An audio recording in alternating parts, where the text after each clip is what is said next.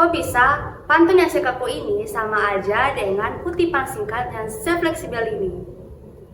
Halo teman-teman, kali ini kamu sedang bersama Chelsea, Informan, dan teman diskusi andalanmu. Nah, untuk menjawab pertanyaan sebelumnya, mengapa sih bisa sama? Itu dikarenakan kedua hal itu merupakan puisi. Kita harus tahu dulu apa sih puisi itu. Jadi, secara sederhananya, puisi adalah suatu karya sastra yang berisi pikiran, ide, dan juga perasaan dari para penulisnya. Tapi tetap saja ya, pantun ataupun kutipan singkat yang tadi kita tunjukkan itu memiliki perbedaan juga. Nah, disinilah saatnya kita akan membahas jenis-jenis puisi berdasarkan waktu perkembangannya. Yang pertama ada puisi lama. Puisi lama ini telah berkembang pada tahun sebelum 1920, di mana puisi lama itu sifatnya masih sangat kaku dan atau terikat dengan aturan-aturan yang berlaku. Nah, kita langsung masuk aja nih di contohnya. Contohnya itu adalah pantun. Kita semua pasti sudah tahu kan pantun itu apa, dan pantun itu memiliki aturannya juga. Jadi, kalau kalian membuat pantun itu tidak bisa sembarangan, bukan hanya tentang mengekspresikan ide atau perasaan kalian. Misalnya nih, kalau kalian membuat pantun, kalian harus bisa membuat 4 baris, di mana 2 baris pertama adalah sampiran dan 2 baris selanjutnya adalah isi. Lalu pantun harus bersajak AB. Jika kita lihat di contoh yang di sebelah sini, kita bisa mengetahui bahwa baris pertama dan keduanya belum menyampaikan apa sih maksud atau isi dari pantun ini. Tapi jika kita membaca baris ketiga dan keempatnya, kita jadi tahu ternyata pantun ini sedang membahas tentang pentingnya belajar. Dan kita bisa lihat juga bahwa huruf terakhir pada baris pertama dan ketiga itu sama, begitupun dengan baris kedua dan keempat. Ini menunjukkan bahwa pantun harus bersajak AB. Tapi puisi lama tidak hanya memiliki pantun saja, masih ada lagi contoh lainnya seperti gurindam, syair, karimah, dan bahkan ada juga seloka, di mana masing-masing memiliki aturannya masing-masing. Jadi, jikalau kalian buat puisi lama, kalian harus paham juga apa sih aturan-aturannya di masing-masing contohnya. Nah, sekarang kita masuk di era puisi baru. Era puisi baru itu sudah berkembang sejak tahun 1920 hingga 1960-an.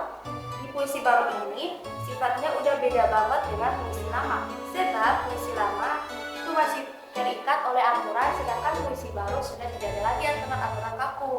Kalau misalnya kita ingin mencari tahu contoh-contoh puisi baru, kita harus cek dulu bahwa puisi baru itu memiliki 2 kategori lagi. Yang pertama ada berdasarkan isi, lalu ada berdasarkan bentuk.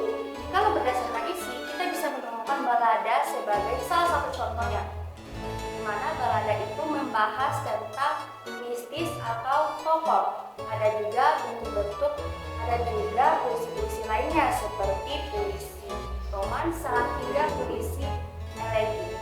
Yang kedua adalah berdasarkan bentuk. Kalau berdasarkan bentuk alias barisnya, kita bisa menemukan puisi distikon yang merupakan puisi 2 baris per bait, lalu untuk 3 baris per bait disebut dengan tergina, dan ada juga quatrain yang merupakan istilah untuk puisi 4 baris per bait. Tapi bukan hanya itu aja ya, kita masih bisa menemukan lagi macam-macam puisi lainnya berdasarkan baris yang ada. Yang terakhir adalah puisi kontemporer. Nah, di puisi kontemporer itu sifatnya itu masih bebas juga, tapi lebih bebasnya lagi. Untuk puisi ini sudah berkembang sejak tahun 1970-an hingga sekarang. Jadi, kutipan-kutipan singkat atau puisi-puisi yang estetis itu merupakan bagian dari puisi kontemporer. Lalu, puisi kontemporer itu contohnya apa saja? Contohnya ada puisi mini kata, puisi idiom baru, bahkan ada puisi tipografi yang bentuknya itu udah berbeda banget dengan puisi baru. Mana puisi-puisi kontemporer ini biasanya sudah bebas atau lebih fokuskan saja di perasaan atau ide kalian. Oleh sebab itu, dari segi makna itu juga sudah lebih bebas, dan dari segi bentuk-bentuknya juga.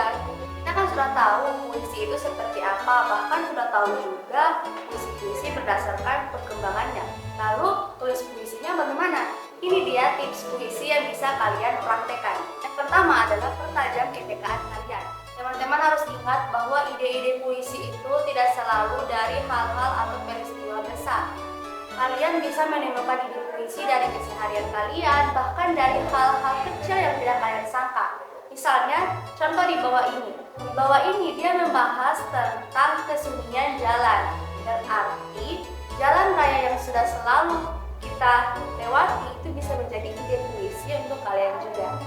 Lalu yang kedua adalah dari sederhana menjadi puitis. Jika kalian ingin membuat puisi, tidak harus langsung mengutarakan ide kalian dengan puitis. Tidak, kalian bisa mengutarakannya terlebih dahulu secara sederhana. Nah, dari sederhana itu kalian bisa olah kembali agar hasil puisi kalian bisa estetis atau puisi atau puitis. Tapi bagaimana dong caranya kita mengubah kata-kata sederhana itu menjadi puitis? Nah, disinilah kalian bisa mempraktekkan tips yang ketiga dan yang keempat, yakni kalian berbanyak literasi kalian dan mencari atau eksplorasi referensi.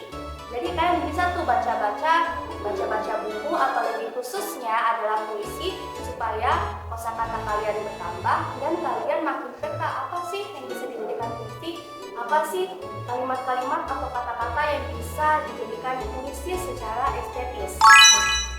Lalu yang kelima dan terakhir adalah jangan takut untuk memulai. Kita semua pasti tahu bahwa memulai itu janganlah kita takut untuk melakukan itu. Jadi teman-teman juga harus seperti itu. Puisi lama kalian tidak apa-apa sekali kalau masih sederhana atau mungkin masih kaku. Tapi jika kalian terus memulai, nantinya puisi kalian akan semakin puitis atau estetis. Jadinya kayak, wah puisi lamaku ini dulu kayak gini banget, tapi karena saya selalu mencoba, puisiku udah jadi mendingan dan menyenangkan gitu. Ya, jadi itulah pentingnya kalian mencoba. Kalian harus ingat bahwa kesempurnaan itu bukan di awal, tapi berada bagian akhir. Jika kalian mencoba terus. Oke baik teman-teman, meskipun video kita mau berakhir, tapi bukan berarti percakapan kita juga mau berakhir. Kalian masih bisa memberikan pesan di kolom komentar. Karena ingat, saya adalah Chelsea, informan dan tema diskusi adalah Sampai ketemu lagi.